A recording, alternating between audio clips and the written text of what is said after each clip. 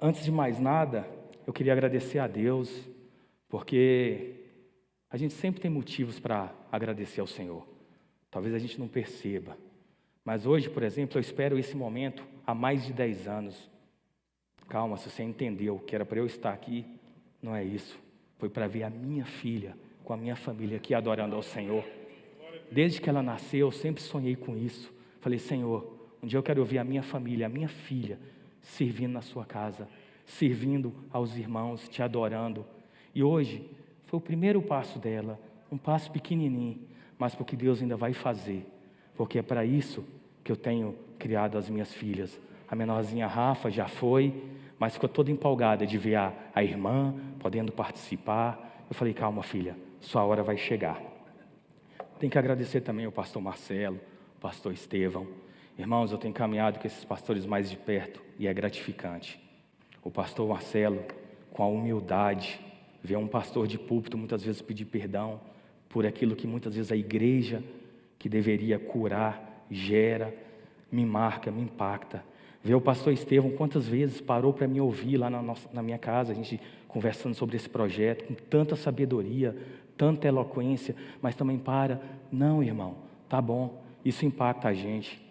Como o projeto está começando agora, ainda dá para citar todo mundo, né? A Fridas, gente, ela não para, que disposição. Às vezes a gente estava meio cansado e ela, depois de uma jornada de trabalho também, com toda a disposição, vamos desembaraçando tudo. Para mim, a experiência de uma igreja grande é muito novo ainda assim. Então, isso tem esse ministério, tem isso para apoiar, tem isso para te dar suporte. Assim, fica bem mais fácil. Não posso deixar de citar minha esposa, a Lu e o Tiago, fazem parte da nossa família, estão com a gente já há décadas caminhando. Agradecer aí o Rodrigo pelas palavras, todos os pastores que, irmão, vai lá, deixa Deus te usar, é isso aí. Então, assim, eu já passei por essa experiência de falar algumas vezes, de ministrar algumas vezes, mas foi a primeira vez que eu recebi a bênção dos pastores, de irmãos preciosos. Como é importante saber que você está na trincheira e você olha para o lado e vê irmãos preciosos, valentes, fortes te apoiando, te ajudando, te dando direção, dizendo, vai, é isso aí, o caminho está certo. Então, Deus é maravilhoso. Mas como se diz, independente da temperatura interna ou externa, vamos, porque eu realmente acredito que eu tenho algo de Deus para compartilhar com os irmãos. E faço uma observação que hoje eu não vim, propriamente dito, pregar. Vou pedir para a irmã colocar... Já está aqui. Ah, está ali também. Eu não vim propriamente dito hoje pregar, mas eu vim compartilhar de pai para pai, ou de pai para pais. E entenda nesse pais, mãe, pai, avô, avó, qualquer pessoa que tem responsabilidade sobre uma criança. Eu vim ter uma conversa com vocês sobre algo que Deus começou na minha vida há mais ou menos 10 anos atrás, quando a minha primeira filha nasceu.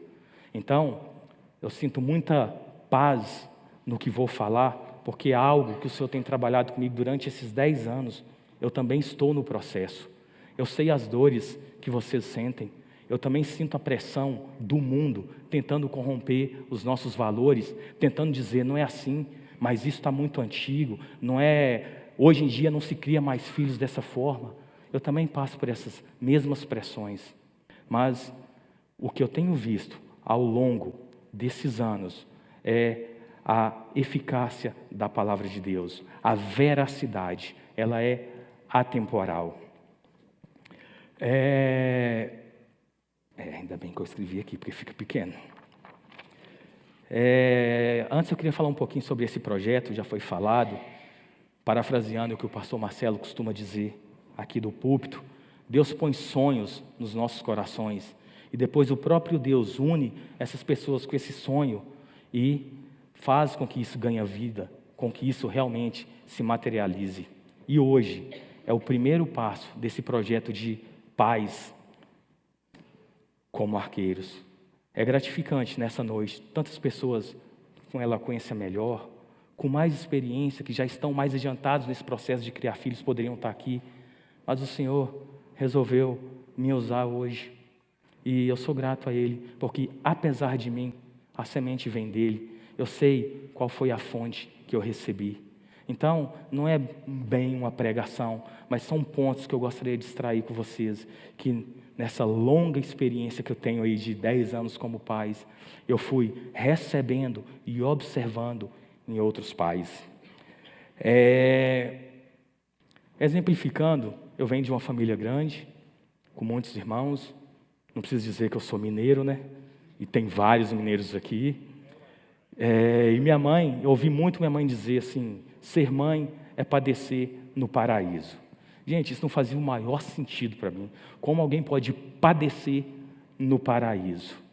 Mas não precisou muitos meses depois que a minha primeira filha nasceu, que essa frase, esse ditado popular, fez todo sentido na minha vida. E se você é pai, se você é mãe, você sabe o que é isso. Parafraseando então esse ditado, ser pai é padecer no paraíso. Gente, dá muito trabalho.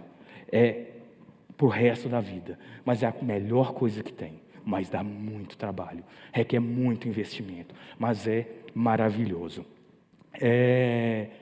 Aproveitando também, se hoje é o primeiro dia desse projeto Pais como Arqueiros, no próximo sábado nós vamos ter um seminário voltado também para pais.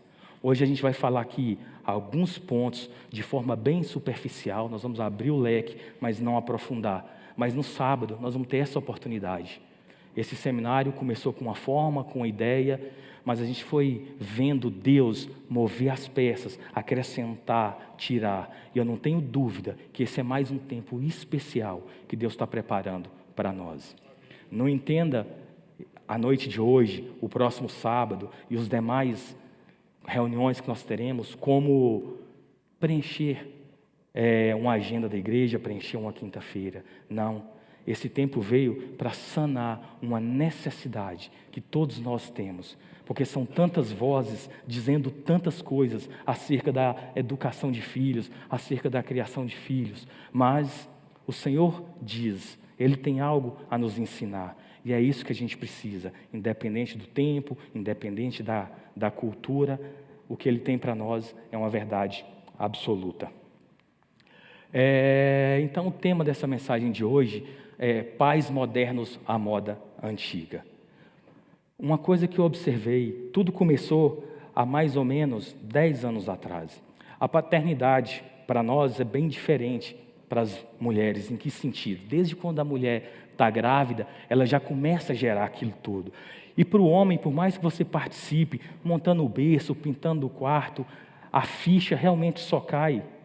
E se você entendeu essa expressão, a ficha, significa que você tem mais ou menos a mesma idade que eu. E se você não entendeu, pergunta quem está do seu lado o que é essa expressão, a ficha cair. Mas a ficha só cai para nós, que somos pais, realmente depois que o nosso filho nasce. Eu lembro que a minha esposa grávida, e a gente lendo, procurando informação, a minha esposa comentou que precisávamos conversar com a Júlia. Gente, orar para mim, pela minha filha, antes mesmo da minha esposa engravidar, era algo muito simples e fazia muito sentido. Mas conversar com a Júlia na barriga não fazia muito sentido. E eu lembro que um belo dia eu cheguei do trabalho e a Aline falou assim, Luciano, vem cá. Conversa com a Júlia. Isso é importante, eu converso com ela, fala alguma coisa. E eu meio assim, sem fazer muito sentido, suviei.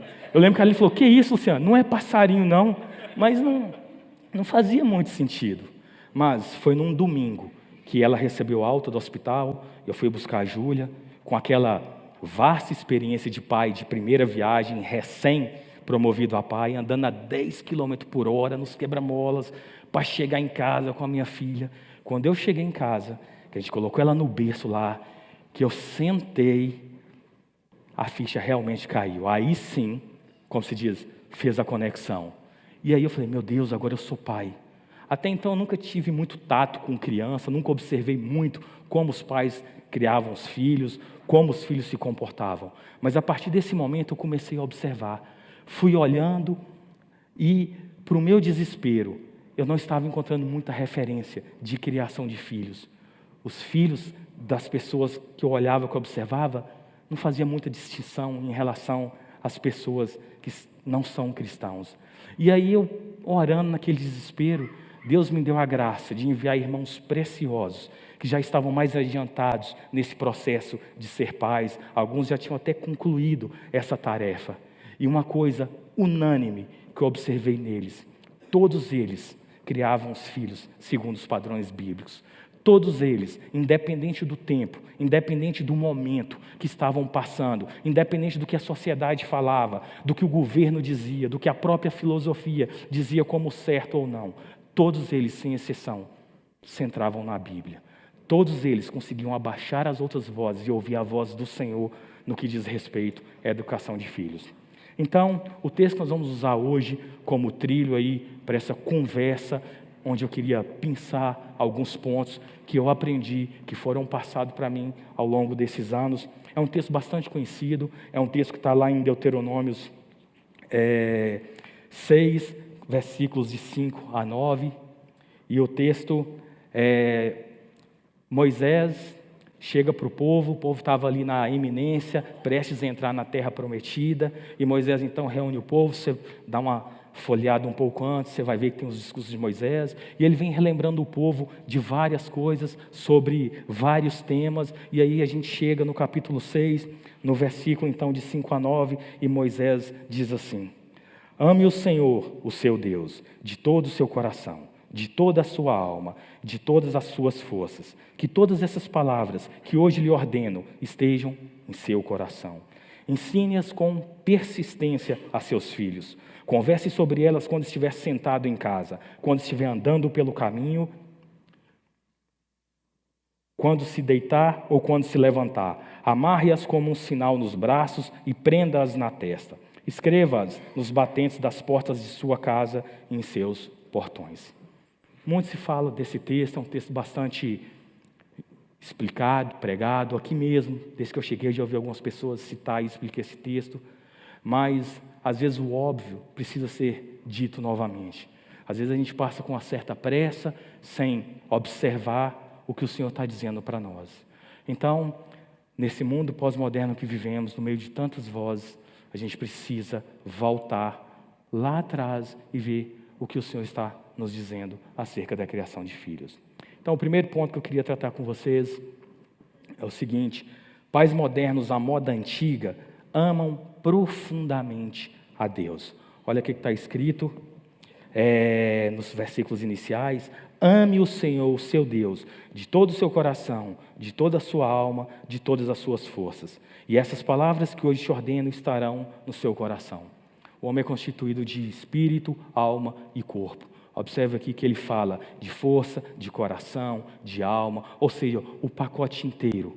Uma característica desses pais de sucesso, que realmente conseguiram criar homens segundo o coração de Deus, mulheres belas aos olhos do Senhor, são pais que amam profundamente a Deus. Irmãos, isso não pode ser um clichê na nossa vida. Amar a Deus, o próprio Jesus, o nosso Salvador, resumiu tudo dizendo: ame primeiramente a Deus. Nós precisamos amar primeiramente a Deus, de todo o nosso coração, de todo o nosso entendimento.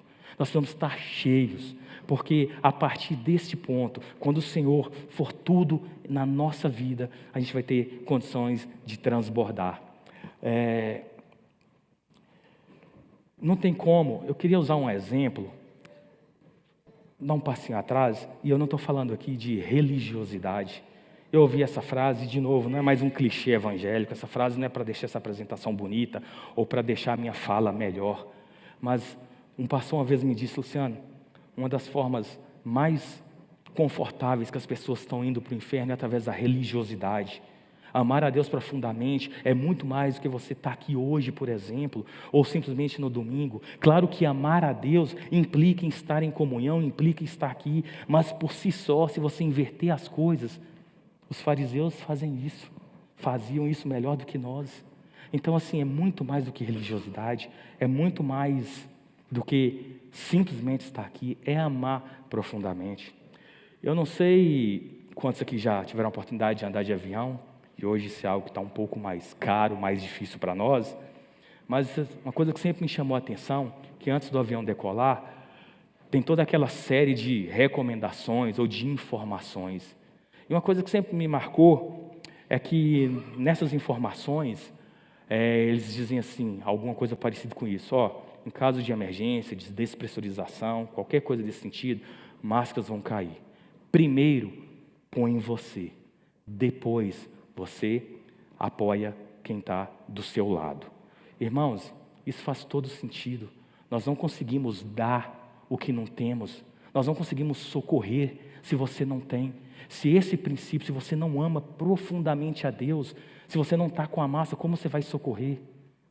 Eu tenho um exemplo trágico para contar, que me contaram, minha sogra me contou isso uma vez, que ela conheceu uma família que foi passear no litoral e eles resolveram ir numa cachoeira. E por um descuido, um dos filhos cai naquela cachoeira, cai dentro do poço. E o pai, naquele desespero, pula para tentar salvar o filho. Consequentemente, morre porque não sabia nadar. Irmão, se a gente usar essa analogia para a nossa vida espiritual, seu filho vai precisar de ajuda. E aí? O quanto você está impregnado pelo Senhor, o quanto você ama realmente, profundamente a Deus. Senão, quando ele precisar, você vai tentar socorrer e vai morrer os dois abraçados. E não é isso que se espera. Se espera maturidade dos mais velhos. Sim, não necessariamente você, quando envelhece, fica maduro, mas é o que se espera, é o ciclo natural. Todas as nossas experiências. Vamos continuar? Porque existe uma coisa cruel hoje que chama tempo, em todos os sentidos. É preciso coerência entre nossas palavras e nossas atitudes. Muitas vezes nós fazemos um desserviço para os nossos filhos quando falamos aquilo que não vivemos. Muitas vezes a gente vê que nossos filhos, quando pegam um determinado tamanho, pega até repulsa do meio evangélico, da igreja, porque o nosso discurso está desassociado das nossas ações. Em vez de atraí-los, agindo assim, a gente empurra nossos filhos. Tem uma frase famosa, ela foi atribuída esqueci o nome, mas ela é desse Ralph Waldo, que diz o seguinte: suas atitudes falam tão alto que eu não consigo ouvir o que você diz. De novo, Deus me deu a graça de sempre meditar, sempre pensar, e algumas coisas quando eu escuto me marcam, e essa foi uma delas. Irmãos, o que nós temos falado dentro das nossas casas para os nossos filhos? Eu não digo com palavras. Desde a hora que você acorda, desde a hora que você levanta, você está comunicando uma mensagem para o seu filho. De vez em quando você até usa as palavras, mas é constante. Sabe aquela história de que a partir do momento que você levanta, você está semeando alguma coisa? A questão é se você vai escolher qual semente lançar ou não. Ou vai ser obra do acaso, ou vai lançar qualquer uma. Mas não tem como. Todos os dias você está impactando alguém, você está relacionando com alguém, você está transferindo e recebendo. Isso tem que ser algo feito de forma consciente, tem que ter coerência. Continuando então, se pais modernos, a moda antiga, amam profundamente a Deus, eles têm a responsabilidade de ensinar seus filhos a amarem também a Deus. Olha o que diz nos versículos 7 e 9. Ensine-as com persistência. E essa palavra persistência não está aqui à toa. Converse sobre elas quando estiver sentado em casa, quando estiver andando pelo caminho, quando se deitar e quando se levantar. Amarre-as como um sinal nos braços e prenda-as na testa. Escreva-as nos batentes das portas de sua casa, em seus portões. Irmãos, uma vez que nós amamos profundamente a Deus, nós entendemos que temos que ensinar os nossos filhos também a amarem a Deus. Os nossos filhos precisam ver esse amor e desejar isso na nossa vida. O texto dá a ideia de continuidade, de uma ação que é todos os dias, envolve todos os momentos. Tem uma expressão que diz assim, janela aberta do coração. O que é isso, janela aberta do coração? É mais ou menos assim, quando você chega para o seu filho e fala assim, filho, não pode mentir. Ele está escutando. Agora, outra coisa é quando o seu filho chega para você e fala, pai, por que não pode mentir? Isso a gente fala que o coração dele está aberto quando parte dele. Quantas vezes nós perdemos oportunidades preciosas que o nosso filho chega e fala, pai, e tal coisa? E a gente por qualquer outro motivo, não dá uma resposta bíblica e satisfatória para eles. Quando fazemos isso, se você não responder seu filho de forma satisfatória, saiba, não é o que ele quer ouvir, mas de forma satisfatória, saiba que o mundo lá fora vai responder. Ele vai procurar essa resposta. Então é algo que é feito diariamente, tem que ter coerência. Por exemplo, gente, a Bíblia está repleta aí de exemplos para a gente. A própria criação, o que foi criado no segundo dia dependia do primeiro dia. O que foi criado no terceiro dia dependia do que foi criado no primeiro e no segundo. O homem foi criado lá na frente porque ele dependia de todas aquelas coisas. É a mesma coisa. Às vezes a gente não tem coerência. Dentro da igreja o menino mal, opa, pode não. Mas dentro da sua casa pode tudo. Na frente das pessoas... Então, assim, não pode, pode. Precisamos ensinar, investir tempo nos nossos filhos, gastar ali um momento, a oportunidade, a janela do coração. E faz parte do processo de aprendizado, repetir a mesma coisa. A irmã, diretora do colégio está aqui, inclusive foi a mensagem dela, aqueles 4 tópicos essenciais para a nossa vida, sabe disso. Quantas vezes você está ali naquele processo de repetição? A gente precisa fazer isso com os nossos filhos, para que eles venham realmente amar a Deus, olhar para a gente e falar, eu desejo isso, eu quero isso. Amarre-as como um sinal nos braços e prenda-as na testa. Gente, geralmente, quando a Bíblia diz de braços, ela está se referindo às nossas ações, às nossas atitudes. Testa tem a ver com a nossa cabeça, com a nossa mente. Ou seja, a nossa forma de agir tem que refletir a Deus. Nossos filhos estão olhando. A nossa forma de pensar, nossos filhos estão olhando. Eu lembro que, num passado não muito distante, eu estava com as minhas filhas dentro do carro, eu estava com um chicletinho, gente. Sabe aquele chiclete que você pega e divide em 3, eu e as minhas 2 filhas? Ele já é pequeno, e aquele perdeu o gosto, eu estou assim. Aí eu, no momento de distração, abaixei 2 dedinhos do vidro, peguei aquele chicletinho insignificante, e quando eu joguei, a minha filha, pai, você jogou o chiclete na rua?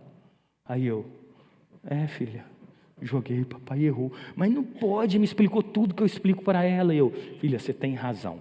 Todas as vezes que o papai errar e você tiver essa consciência, pode chegar. Eu peço perdão e eu vou. O que eu mais faço, não, mas constantemente eu estou fazendo é pedindo perdão para as minhas filhas, para a minha esposa.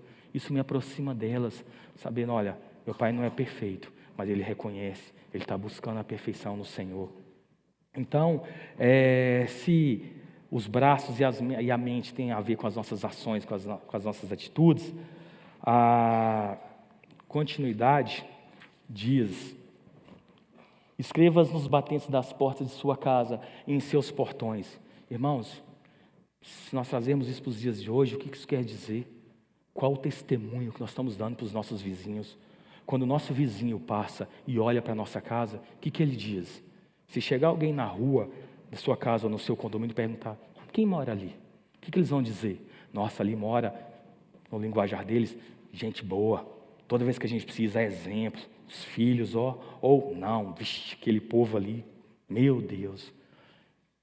A palavra do Senhor, se ela está nas nossas atitudes, se ela está na nossa mente, ela também tem que estar estampada na nossa casa, para quem passar, ver quem nós representamos, quem nós refletimos.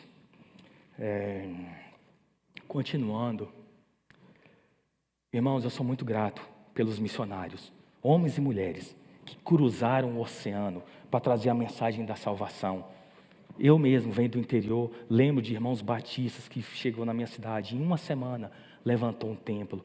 Sou muito grato mesmo a Deus por tudo isso. Mas hoje eu assumo a responsabilidade de ensinar as minhas filhas, de educar a minha família. Eu entendi o posto que o Senhor me deu, a função que Ele me deu como um forte de ser pai, de ser um homem segundo o coração de Deus. Se você me perguntar quem vai ensinar minha filha a orar, eu te digo, sou eu. Elas oram na mesma posição que eu oro. Se você perguntar quem vai ensinar minhas filhas a ler a Bíblia, eu digo, sou eu. A menor não sabe ler, mas ela pega, a Júlia está lendo a Bíblia, ela pega e fica lá folheando, fingindo que está lendo também. Se você me perguntar quem vai ensinar minhas filhas a jejuar, eu digo, sou eu. porque esse é meu dever. Abra um parêntese, a bisavó delas, a avó da minha esposa, essa semana ficou muito mal, foi parar na UTI. E ali falando comigo, a gente ali, naquela conversa, a Rafa, ela só tem 6 anos, chegou e falou: pai, mãe, amanhã eu estou em jejum pela Bisa. Irmãos, as minhas filhas jejuam desde os 5 anos. E não é porque eu mando jejuar, porque elas já entenderam essa preciosidade que é. E olha, para a Rafa cortar o cafezinho dela, o leitinho dela, quem conhece a gente sabe, é difícil. Aí no outro dia eu pensei, ela vai esquecer. Ela, estou em jejum. Quando foi dando mais ou menos ali 11, 11h30, ela chegou para a Aline e falou: mãe, falta muito para o almoço, que eu já estou com muita fome. Então assim, não tem preço. Não tem preço eu ver a minha filha já recorrendo, com 6 anos de idade hoje, a disciplinas espirituais valiosas que o Senhor tem nos dado. E isso fala assim para mim: Luciano, você está no caminho certo, você está na direção certa. Irmãos, se pais modernos, a moda antiga, amam profundamente a Deus e ensinam os seus filhos a amarem a Deus, eles têm compromisso com as próximas gerações. Já foi falado aqui, nunca houve um distanciamento tão grande entre uma geração e outra, na forma de falar, na forma de se comunicar, na diversão. Assim, nós estamos recentemente eu estava ouvindo uma mensagem, o pregador disse assim: nós estamos a um passo da apostasia da fé, de perdermos essa geração. Irmãos, temos o dever de passar o bastão. Vou dar uma acelerada, queria dar 3 exemplos para vocês. O primeiro, a geração de Josué. Irmãos, tudo que eles viram, tudo que eles experimentaram, a provisão de Deus durante todo o deserto, o mar, as conquistas ali, as vitórias. Como é que termina o livro de Josué e começa o livro de Juízes? Depois que toda aquela geração foi reunida a seus antepassados, surgiu uma nova geração que não conhecia o Senhor e o que ele havia feito por Israel. Então os israelitas fizeram o que o Senhor reprova e prestaram culto aos Baalins.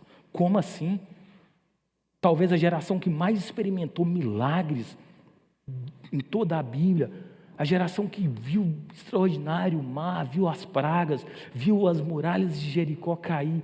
Como assim essa geração passa e vem uma geração que não conhecia? Como assim? E aí, o que a gente vê se repetir? Deus levanta, eles pecam, vem os inimigos, castiga, eles se arrependem, Deus levanta um juiz e vira esse ciclo. Tudo porque uma geração extremamente vitoriosa não entendeu a responsabilidade, o compromisso com a geração seguinte. Quer ver mais um exemplo? Samuel, o grande profeta Samuel. O que aconteceu? Fez tudo, ungiu Davi, ungiu Saul, fez várias coisas, e olha como o povo via Samuel quando ele estava chegando perto. Era para os filhos dele darem continuidade. Olha o que a Bíblia diz para a gente, você pode acompanhar. Entrou aí? Opa, então obrigado, gente. Vamos lá. Abraão. Ih, não pus aqui, não entrou. Tá bom. Desculpa, que eu já estou em Abraão. Samuel, tu já estás idoso, e teus filhos não andam em teus caminhos. Escolhe agora um rei que nos lidere. Era para continuar os filhos dele. Aí depois Samuel fica todo chateadinho. Oh Deus, o que aconteceu? Falou: não, eles não tinham rejeitado só você não. Eles rejeitaram a mim também. Mas por quê? Gente, coincidência ou não, quem foi que criou Samuel? Profeta Eli. Olha o que aconteceu com os filhos de Eli. Olha o que aconteceu com o próprio Eli. Gente, que tristeza quando nós não entendemos a nossa responsabilidade de passar o bastão. Por outro lado, tem um caso de sucesso que vem até os nossos dias. Somos abençoados pela promessa que Deus fez a Abraão. Gente, quando Deus chega e pede para Abraão sacrificar Isaac, nós temos pelo menos mais 9 referências bíblicas que Deus já tinha falado com ele. Deus não chega simplesmente e fala: me dá seu filho Isaac. Houve uma construção, houve um relacionamento, houve intimidade. Deus já tinha sentado com Abraão. Deus já tinha conversado com ele, já tinha questionado algumas coisas, tinha um convívio. E quando Deus pede Isaac para Abraão, gente, se você observar aí uma leitura mais detalhada, fala que de madrugada ele já levantou, ele não titubeou, ele não ficou naquela, como é que vai ser? Lá na frente do Novo Testamento, lá, fala que ele tinha convicção que Deus poderia trazer a Isaac dos mortos. Gente, Abraão andou tanto com Deus, que Deus recebeu a característica de ser o Deus de Abraão. Será que o Deus tem, hoje, as pessoas dizem o Deus do Luciano? O Deus da sua vida? E isso foi tão impactante, essa experiência foi tão marcante, que ela impactou Isaac. Eu acredito, assim, muito mesmo, que foi a partir dessa experiência que Deus passou a ser também o Deus de Isaac. Segundo alguns estudiosos, quando esse evento aconteceu, Isaac tinha mais ou menos 20 a 27 anos. E eu não tenho muita dificuldade de entender isso, apesar da Bíblia não citar esses números, porque fala que quando ele foi, colocou a lenha do holocausto num jumento com mais 2 servos e levou Isaac. Quando eles chegam, que avista o monte, quem que leva a lenha? Gente, a lenha do holocausto não são 2 gravetinhos, não. É a lenha de um holocausto. Ele colocou sobre Isaac. Falou para os servos, fica aqui com o jumento, nós vamos adorar e vamos voltar. Ele não tinha dúvida. E quando chega lá, eu não consigo imaginar um Isaac correndo e Abraão, pelo amor de Deus, vem aqui, corre, me ajuda a pegar aquela luta. Eu vejo alguém dizendo assim, eu confio no meu pai. As histórias que o meu pai conta sobre esse Deus, eu não tenho dúvida. E a partir dessa experiência, ele falou, pai, antes eu conhecia esse Deus do Senhor só de ouvir, agora os meus olhos veem.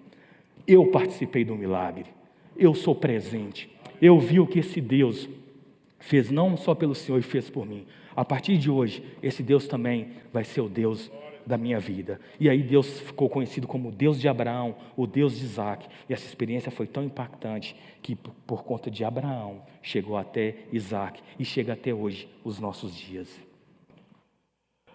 Pais modernos à moda antiga têm não só tempo, mas tempo de qualidade. Não é só, eu vou acelerar um pouquinho, só 10 minutinhos. Não, é 10 minutinhos que eu foco no meu filho. Ou, eu fiquei hoje o sábado inteiro com ele, mas eu fiquei lá no sofá vendo televisão, ele falava, nem sei o que ele está falando. Não, investe tempo, gasta tempo com o filho. Irmãos, isso é extremamente importante.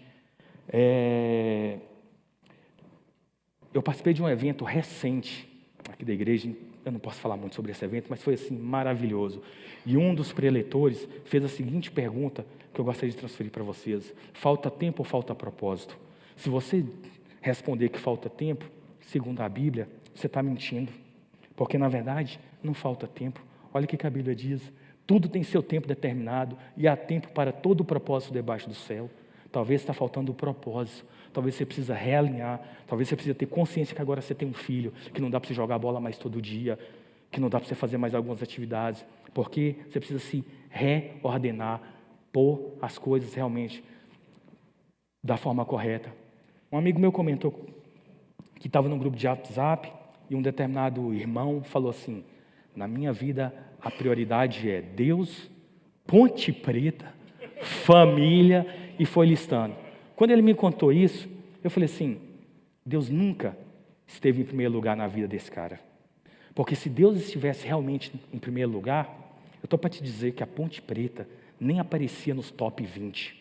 O fato da Ponte Preta, e não é o fato de ser a Ponte Preta ou qualquer time de futebol, estar em segundo lugar, significa que Deus nunca esteve em primeiro lugar na vida dele. Irmãos, precisamos investir tempo nos nossos filhos. 87% das crianças se sentem trocadas por um celular. Pesquisa feita pela Sociedade Brasileira de Pediatria, Paranaense de Pediatria, numa campanha que eles fizeram para conscientização dos pais, eles fizeram essa pesquisa. Observe que não é trocada pelo seu trabalho, é por um celular, é pelo tempo que você está presente. Você tem trocado, seus filhos têm se sentido rejeitados. Vamos caminhar, que eu acho que tem um vídeo que fala um pouquinho sobre isso e resume a minha fala. Mas você sabe por que as redes sociais crescem tanto? Nossos filhos ficam tanto tempo nelas? Para preencher um vazio, que era o nosso dever preencher, que é para ocupar um espaço que Deus te deu para você ocupar e você tem dispensado, ignorado. Relacionamentos saudáveis gastam tempo. Transmitir valores precisa tempo, precisa sentar na mesa, precisa estar ali. Então não é só tempo, é quantidade e qualidade. Irmãos, quem vai dar direção? A Bíblia fala que nossos filhos são como flechas na nossa mão. A flecha ela vai ser lançada, mais cedo ou mais tarde seu filho vai sair. Você pode retar, segurar, prender o máximo, mas seu filho vai sair. E quando ele sair, como é que vai ser? A flecha vai ser lançada. Quem é que está dando a direção, o impulso para ela não cair aqui, para ela atingir o alvo? Quem que está mirando? Nós ou o mundo? Vamos ver um videozinho? Se nós precisamos ter tempo para os nossos filhos, nós precisamos dar tempo também para os nossos filhos. Hoje o que se vê são crianças extremamente lotadas, cansadas. É comum ouvir os psicólogos falar, os meninos chegam aqui extremamente esgotados, mentalmente, em todos os sentidos. É balé, é natação, é futebol, é isso, é aquilo, aquilo. Como que o menino depois vai buscar a Deus? Como tem alguma coisa muito estranha? Vamos ver esse videozinho? Tem...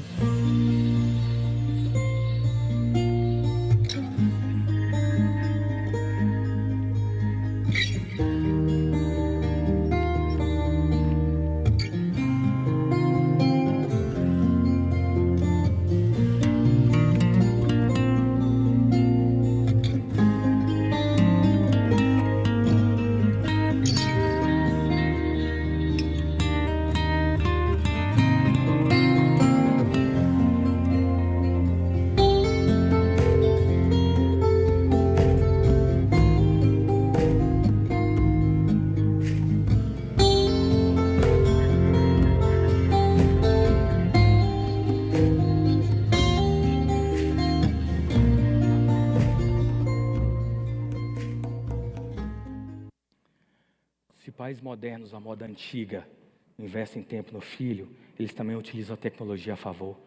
Eu vou pular essa parte, porque isso vou explorar isso um pouquinho mais no seminário, vou estar falando sobre a influência da tecnologia nas nossas famílias, como que a tecnologia tem mudado as nossas famílias, e aí a gente tem que saber como lidar com isso, para não ser algo prejudicial. E vamos para o último tópico. Pais modernos da moda antiga têm a missão de criar discípulos de Cristo. Não grandes homens para a humanidade, não grandes intelectuais, mas discípulos de Cristo. Irmãos, o próprio Senhor Jesus, Ele disse para a gente assim em Mateus: busquem, pois, em primeiro lugar o reino de Deus e a sua justiça, e todas essas coisas lhes serão acrescentadas. A gente está tão preocupado com o futuro dos nossos filhos aqui na terra, que a gente esquece do futuro espiritual deles. A gente está tão preocupado com a alegria deles, que nós esquecemos da santidade. A santidade dos nossos filhos tem que estar acima da alegria deles. Quantas vezes, para compensar uma falta de tempo, a gente libera algo ou permite para não magoar, que você tenha plena consciência de que isso é errado? Não dá, não dá. O nosso primeiro compromisso é criar discípulos de Cristo. E para fazer isso, irmãos, tem que ter a forma certa e a intenção correta. Não adianta simplesmente a forma e a intenção. Os fariseus faziam da forma certa, mas com a intenção errada. E não basta também simplesmente a intenção correta e a forma errada. Um exemplo disso, Davi. A arca, depois que os filisteus devolvem, fica mais ou menos 20 anos lá, esquecida. Davi, quando cumpre a promessa de, aí sim, conquistar o reino, e todo o território só foi conquistado com Davi, algo que era para ter feito lá na geração já desde Josué, só Davi realmente entende isso e consegue conquistar o território inteiro. Lembra da arca? E aí Davi manda buscar a arca. O que faz? Prepara um carro de boi, põe a arca. Gente, de onde Davi tirou essa ideia insana, essa ideia assassina de trazer a arca desse jeito? Sabe de onde? Do mundo. Foi assim que os filisteus devolveram a arca.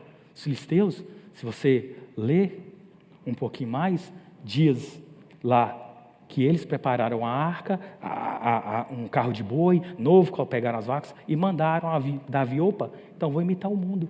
Não funciona. O que ele faz? Consulta aí os sacerdotes, entende. Aí sim, Davi está unindo a intenção correta com a forma correta. Resultado, a arca vem, consegue o objetivo. Irmãos, para finalizar, nós já estamos caminhando aí para o final. Agora é uma boa hora para você fazer aquele negócio lá, entendeu? Eu queria fazer algumas perguntas, não com o intuito de acusar, mas com o intuito de talvez tirar a crosta da nossa mente, para tirar o que está cauterizado na nossa mente pelo corre-corre do dia, pelos dias. De que adianta, irmãos, buscar nosso filho no carro zero, mas ser o último a chegar, ou mesmo usar esse carrão para levar ele para um psicólogo, para depois ouvir do psicólogo dizer assim: sabe o que seu filho mais reclamou aqui? Que ele daria tudo que ele teve para ter um pai, para ter um momento com você. Não dá. Irmãos, de que adianta 15 dias na Disney você se matar e depois 350 dias ausentes? Não sou contra ir na Disney, não sou contra ter um carrão zero, não é nada disso. Você está levando por esse lado, você não entendeu nada que eu falei até agora. Eu estou dizendo o preço que muitas vezes a gente paga para dar algo, achando que isso é o essencial, e não é. É a inversão de valores. Você sabe qual é o melhor lugar que seu filho quer para andar? Aqui, nas suas costas. E sabe quanto que isso custa? 0. Você sabe a melhor coisa que seu filho quer? Lá em casa eu reduzi drasticamente o uso de celular, de tudo. Já não usava de televisão com as minhas filhas. Só que isso teve um preço. Eu precisei me envolver muito mais. Tem dia, irmãos, que eu estou cansado.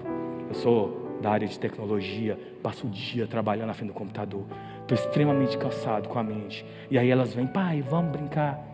E eu fico assim: Senhor, me dá a oportunidade. E eu começo a inventar algumas brincadeiras. Recentemente eu inventei para elas o Você Sabia? Tá friozinho, eu mesmo fiz uma lareirinha lá em casa, aí eu acendi, sentei em volta com elas, a gente colocou doce, aqueles negócios tudo. Falei: filha, hoje a brincadeira vai ser Você Sabia? Pai, como é que é? Cada um vai ter que contar algo inédito que a gente não sabe. E aí eu contei para elas como é que eu conheci a Aline. Elas ficaram assim: uau! E olha que elas já assistiram meu DVD de casamento muito mais que eu. Elas amam assistir isso. Mas é nesses tempos. A gente tem uma brincadeira lá que chama Você Confia. A gente põe uma fita no olho e um vai falando para o outro: vai aqui. A gente esconde um copo. E sob orientação, um vai seguindo. Isso tudo eu vou pegando essas sacadas que o Senhor me dá para dizer assim: Senhor, a minha voz tem que ser muito maior do que a voz do amiguinho. Quando o amiguinho fala é uma sugestão, mas espera aí, foi meu pai que falou. Se é meu pai que falou, isso tem que ter algum peso. Irmãos, de que adianta uma mansão, mas não ter um lar, ou seu filho não ter prazer de estar na sua casa? Quantas amiguinhas das minhas filhas às vezes vão lá em casa e falam: nossa tio, como é bom estar aqui, como é legal. Irmãos, que tristeza. A gente estava conversando recentemente, e assim, o filho tem que honrar o pai. Isso é bíblico, independente de qualquer situação. Mas quando os nossos filhos crescerem, nos honrar vai ser um mero mandamento ou vai ser um prazer? Ou eles vão ter orgulho de fazer isso? De que adianta o primeiro lugar no vestibular e se tornar ateu? Ou a melhor faculdade longe do Senhor? Irmãos, eu não sou contra, sim, passar no vestibular, correr. Mas de novo, é o preço que muitas vezes estão pagando. Ou a inversão de valores. Se o próprio Senhor disse para a gente buscar primeiro o reino dele, que as outras coisas são acrescentadas. O que são essas outras coisas? Nós estamos falando de Mateus um pouquinho antes. Começa Jesus fazendo uma série de orientações, o Sermão da Montanha, ele vem falando. E quando ele diz de que adianta buscar em primeiro o reino de Deus e as outras coisas são acrescentadas, essas outras coisas um pouquinho antes é o que vestir, o que comer. Ou seja, são os cuidados, são as preocupações. Ele fala um pouquinho sobre a ansiedade dos dias. Ou seja, são exatamente o que a gente preocupa e tenta resolver da nossa forma. Sendo que ele disse assim: a receita é simples. Busca primeiro o meu reino. E as outras coisas, deixa comigo. A gente acha que Deus é desajuizado. A gente pensa assim: não, Senhor, não dá. Como assim? Não, Ele não é desajuizado. Ele é o Deus que sustenta o universo pela mão dele. Se Ele tem poder de fazer isso, o que dirá das nossas filhas, da nossa vida, dos nossos filhos? Antes de ganhar o mundo para Jesus, vamos ganhar nosso filho para Jesus. Nosso primeiro ministério é a nossa família. Irmãos, Deus não pede você para fazer nada que te põe na encruzilhada. Para eu fazer isso, eu tenho que abrir mão disso. Se eu fizer isso, eu peco por não fazer isso. Deus não faz isso. Se você se sente hoje nessa situação, nessa encruzilhada, não é Deus. Reveja suas prioridades. Ele não te pede, Ele não te põe nesse tipo de enrascada. Senhor, mas para eu fazer isso, para eu dar isso, eu tenho que abrir mão disso. Se eu fizer isso, eu peco nisso. Se eu fizer isso, não. Deus não erra. Analisa, reveja suas atitudes e você vai ver que existe uma prioridade, existe uma sequência das coisas. Irmãos, o que fazer? Crie seus filhos segundo os ensinamentos da Bíblia. Busque força em Deus para mudar o que for preciso. Procure apoio no corpo de Cristo. Muitas vezes a gente está indo atrás de psicólogo, atrás de tantas coisas, e eu não sou contra. A Lu, irmã em Cristo, é psicóloga, não sou nada contra disso. Eu estou dizendo que tem questões que são espirituais, tem questões que é o corpo de Cristo.